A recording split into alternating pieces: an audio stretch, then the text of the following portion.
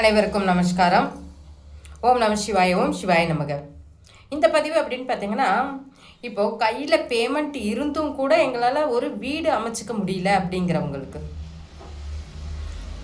கையில் பணம் இருந்தும் வீடு அமையவே மாட்டேங்குது அப்படிங்கிறவங்களுக்கு ஒரு அருமையான பதிவு அப்படின்னு எடுத்துக்கிட்டிங்க அப்படின்னா, செவ்வாய்க்கிழமை தோறும் முருகப்பெருமானை வழிபாடு செய்து, அதாவது செவ்வரளி மலர்களால் முருகப்பெருமானை வழிபாடு செய்து 6 ஏழைகளுக்கு அன்னதானம் செய்வதன் மூலியமாக தொடர்ந்து பார்த்திங்கன்னா ஒரு 9 வாரம் இந்த மாதிரி செஞ்சு வந்துட்டே வந்தீங்க அப்படின்னா கண்டிப்பாக உங்களுக்கு வந்துட்டு வீடு அப்படிங்கிறது அமைகிறதுக்கான வாய்ப்பை ஏற்படுத்துவார்.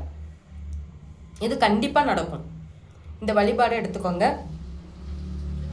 உங்கள் இல்லத்தில் மகிழ்ச்சி பெருகிறதுக்கான வாய்ப்பு அப்படிங்கிறது கண்டிப்பாக ஏற்படும். இந்த பதிவு உங்களுக்கு பிடிச்சிருந்துச்சுன்னா லைக் பண்ணுங்கள், ஷேர் பண்ணுங்கள், கமெண்ட் பண்ணுங்கள், சப்ஸ்கிரைப் பண்ணிக்கோங்க.